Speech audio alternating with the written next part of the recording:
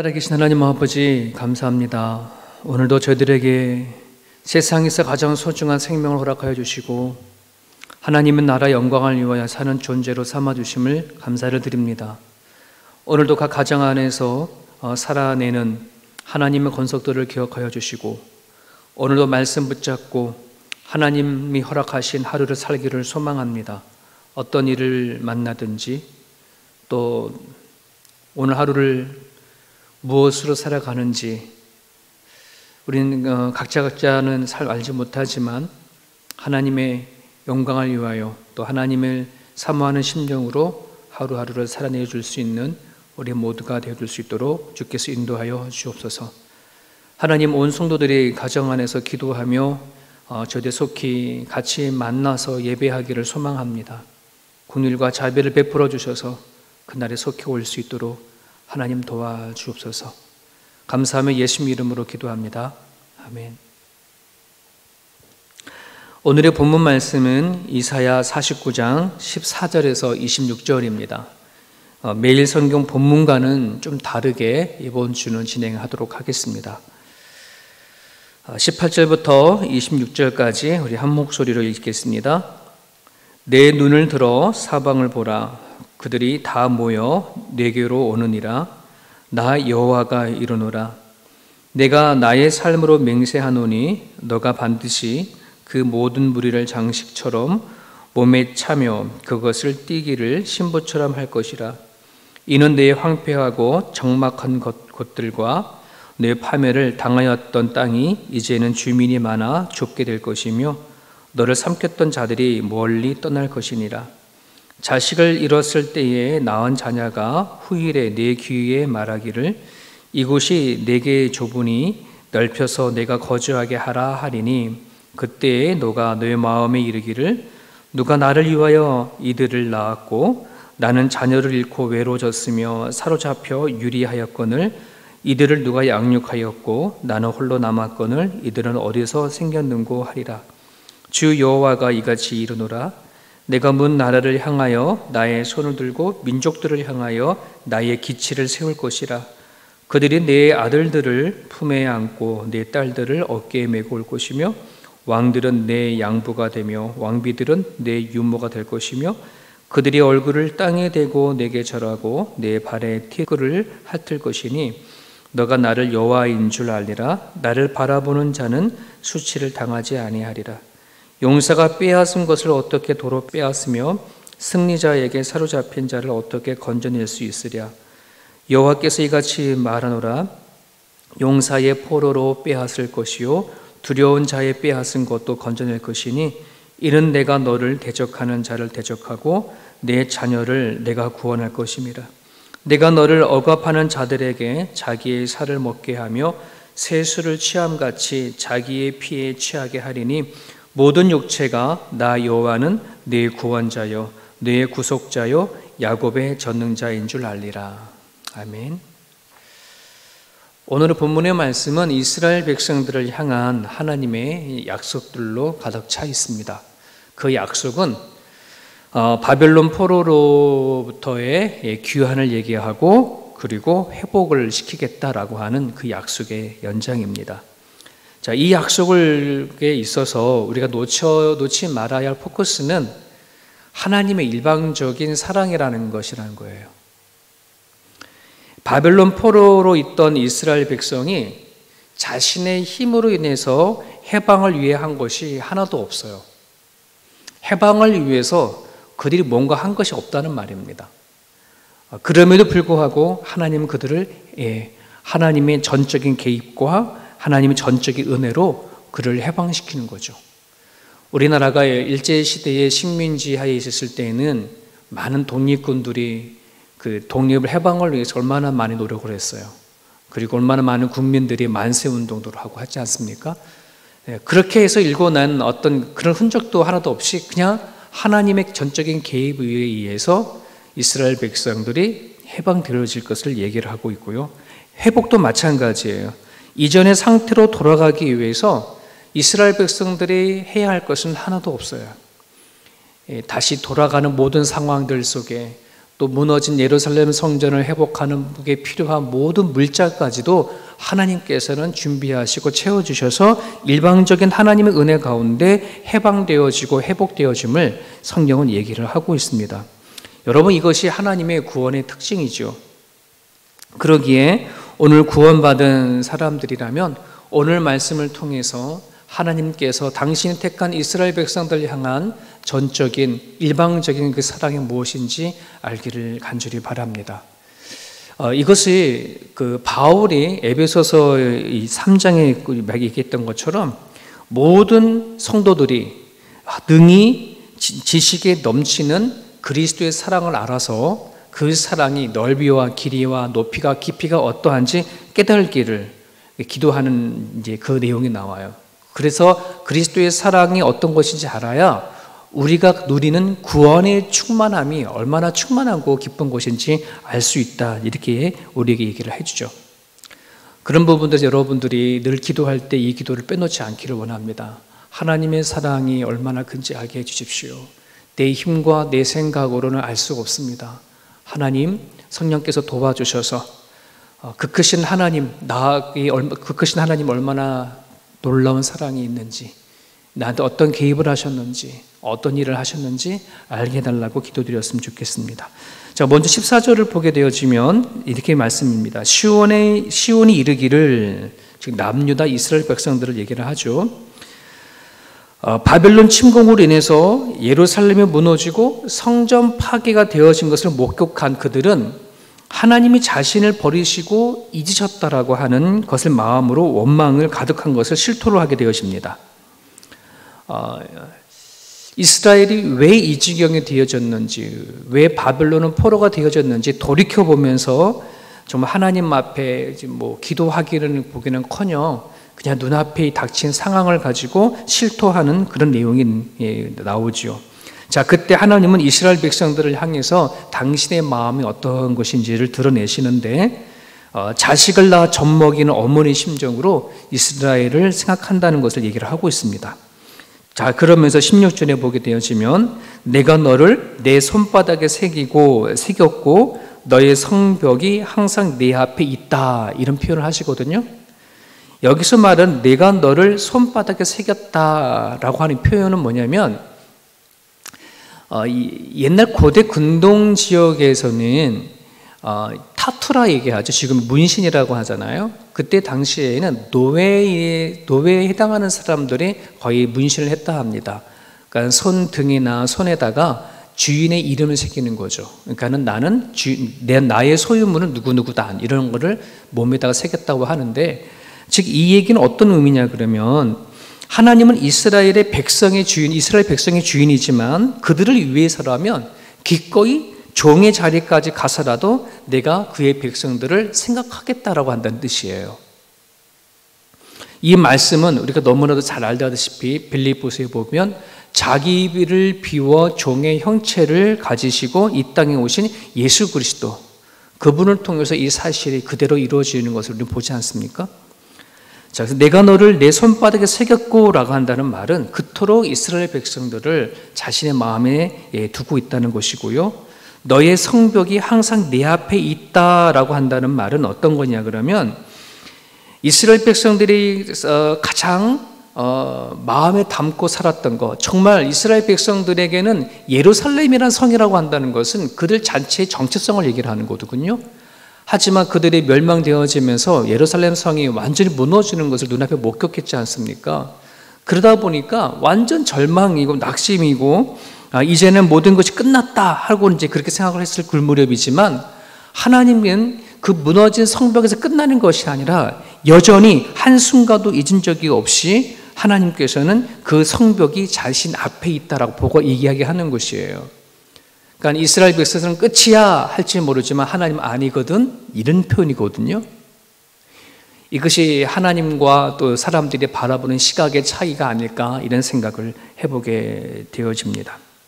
자, 그러면서 또 17절에 뭐라고 얘기하냐면 내 자녀들은 빨리 걷는다. 이 표현은요 문맥상 잘 이해하기 어려운 부분들인데 쉽게 말하면 이거예요.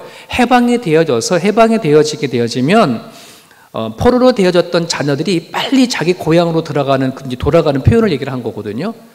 너네들의 예루살렘 성전이 무너져서 끝났다 할지 모르지만 아니야, 다시 재건할 자를, 즉 예루살렘을 재건하여서 포로로 되어졌던 너희 자녀들이 속히 고향으로 돌아가서 다시 회복할 거라고 하는 그런 내용을 담고 있는 예언의 말씀이에요.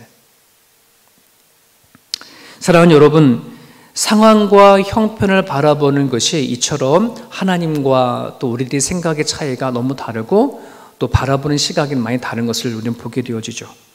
여러분, 전도서 7장 14절에 보게 되어지면 우리의 날들 가운데 형통한 날 그리고 공고한 날, 이 두 날이 항상 변행에 되어져서 앞으로 일어날 우리 미래는 알지 못한다라고 표현을 하고 있는데 정말 그런 것 같습니다. 형통한 날에는 그냥 좋다라고 하고 공고한 날에는 이게 무슨 일이야 하는 그런 인생이 바로 우리들의 모습이 아니겠습니까?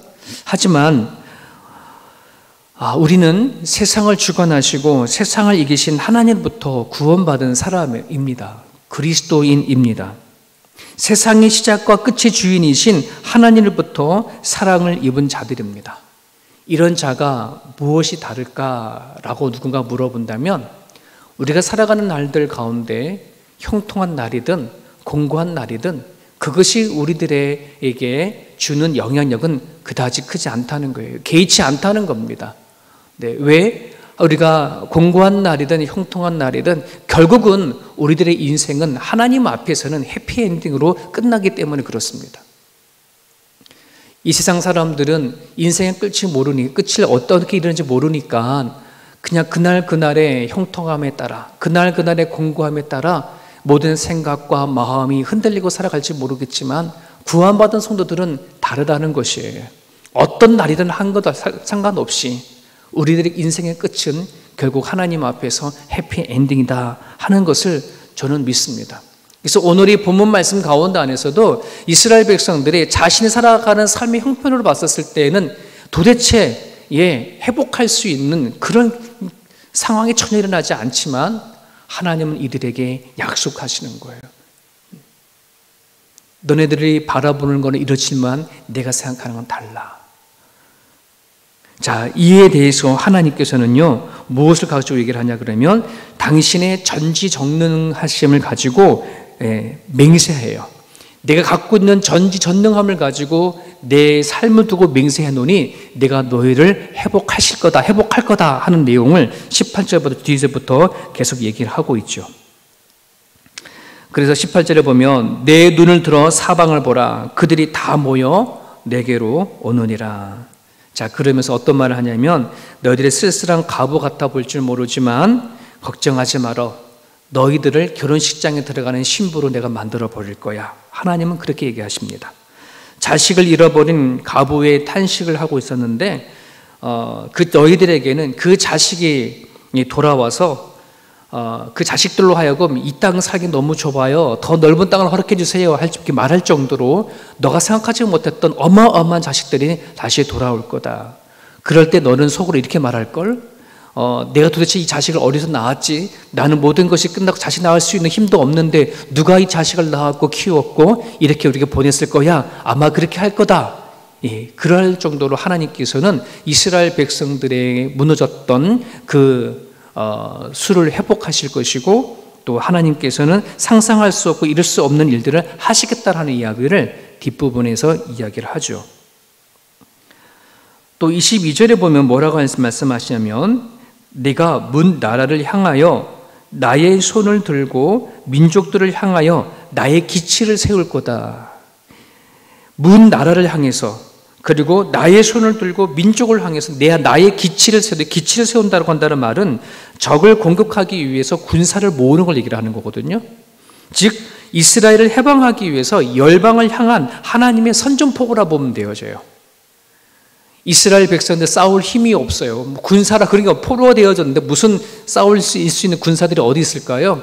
그런데 하나님은 이스라엘 백성들을 대신해서 싸우시겠다라고 하는 선전포고예요. 그래서 이사야 43장 6절과 7절에 보면 하나님이 아주 대놓고 강하게 주장하시는 말씀이 있는데 들어보세요. 이사야 43장 6절에 7절이에요. 내가 북쪽에서 이르기를 내놓으라. 남쪽에게 이르기를 가둬두지 말라. 내 아들들을 먼 곳에서 이끌며 내 딸들을 땅끝에서 오게 하며 내 이름으로 불려지는 모든 자 곧 내가 내 영광을 위하여 창조한 자를 오게 하라. 그를 내가 지었고 그를 내가 만들었느니라. 내가 지었고 내가 만들었고 내 자식인 모든 사람들을 다 데리고 오겠다는 말이에요. 내가 싸울 테니까 북쪽에 있든 남쪽에 있든 다 내놓으라 라고 하시는 하나님의 선전포고예요. 자, 이 말을 듣는 이스라엘 백성들은 얼마나 힘이 될까요? 네. 이 하나님의 이 말씀을 들을 수 있는 귀가 열려야 돼요. 그렇지 아니하게 되어지면 정말 우리는 하나님을 믿으면서도 되게 옹졸하게 믿고 하나님을 믿으면서도 너무나도 힘들게 믿을 경우들이 되게 많거든요. 전지전능하신 우리 하나님이 오늘 우리를 향해서 이런 선전포고를 하시는 거예요. 분명히 하나님께서는 구원하시겠다라고 하는 그런 의지를 밝히는 거죠. 자, 이럴 때에 이런 말씀을 할 때 이스라엘 백성들은 어떻게 생각하는지 아세요? 정말 그것을 들으면 와 그래요? 신납니다 이렇게 표현하면 좋은데 24절에 보면 그렇지 않아요. 그러니까 24절을 현대 성경으로 제가 읽어드릴게요. 강대국 바벨론을 바라보며 이스라엘 사람들이 탄식하였다. 용사가 약탈한 것을 또 약탈할 용사가 어디 있을까? 세계를 지배하는 폭군이 가두어 놓은 감옥에서 누가 우리를 석방시킬 수 있을까? 이런 탄식을 한 거예요. 하나님께서는 하시겠다는 거예요. 당신께서 싸우셔서 당신이 지으시고 만든 하나님 사람을 구원하시겠다 선포하셨음에도 불구하고 그것에 대해서 들을 기가 없는 이스라엘 백성들은 여전히 한탄하는 것이죠. 여러분, 하나님은 개입하셨어요.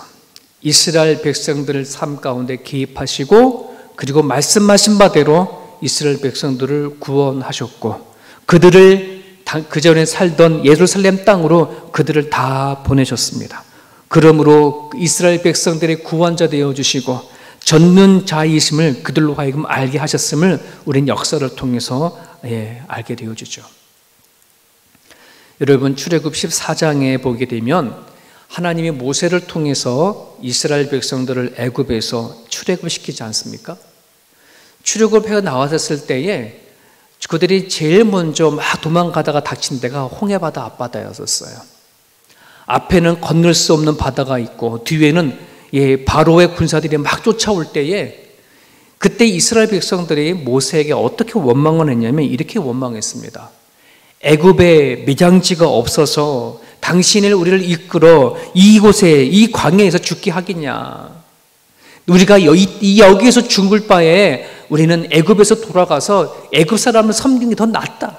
이렇게 얘기를 했거든요. 그럴 때에 모세가 눈물을 머금고 외친 소리가 있어요. 이게 출애굽 14장 13절인데 들어보세요. 모세가 백성에게 이르되 너희는 두려워하지 말고 가만히 서서 여호와께서 오늘 너희를 위하여 행하시는 구원을 보라. 너희가 오늘 본 애굽 사람을 영원히 다시 보지 아니하리라. 여호와께서 너희를 위하여 싸우리니 너희는 가만히 있을지어다. 모세가 그렇게 외치고 바다를 향하여 손을 들었어. 여러분, 하나님께서 대신 싸우시는 거예요. 우리는 그거를 바라볼 수 있기를 바랍니다. 구원의 역사를 보면 하나님은 언제나 이스라엘 위에 싸우시는 하나님이셨습니다. 그들을 품으시고 그들을 위해서 세상을 향해서 선전포고하시던 하나님이셨습니다. 이제 그 하나님이 우리의 하나님이 되어주신 것을 기억하시기를 바랍니다. 예수님께서 십자가에 달려 죽으시기까지 이 땅에 오시고 예수 그리스도께서 이 땅에 오셔서 죽음을 승리하고 이기신 하나님이 우리의 하나님이 되어주셨고 우리의 주인이 되어주셨습니다. 오늘날 이 세상에 세워진 수많은 교회를 보세요. 그리고 우리들 주변에 예수 그리스도를 믿는 성도들을 보세요. 이것은 하나님께서 이 세상을 향해서 싸우시고 승리하신 전율물과 같아요.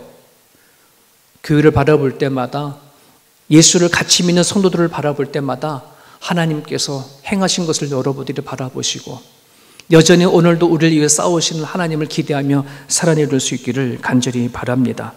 오늘 우리가 하나님부터 얼마나 큰 사랑을 받았는지를 기억하시길 바랍니다. 그 사랑을 알아갈 때에 오늘 우리가 어떠한 어려움을 당했는지, 또 우리가 살아갈 날들이 희망이 있든지 희망이 없든지, 여러분 결국 우리들의 인생은 예수 그리스도를 통해서 해피엔딩으로 끝나는 인생이라는 사실을 여러분들이 기억하고 살아내 줄 수 있었으면 좋겠습니다. 하나님께서 우리 대신 싸우시는 그 하나님을 경험할 수 있기를 바랍니다. 오늘 주신 말씀 붙잡고 하루를 주님과 함께 동행하시는 복된 하루 되시기를 바랍니다.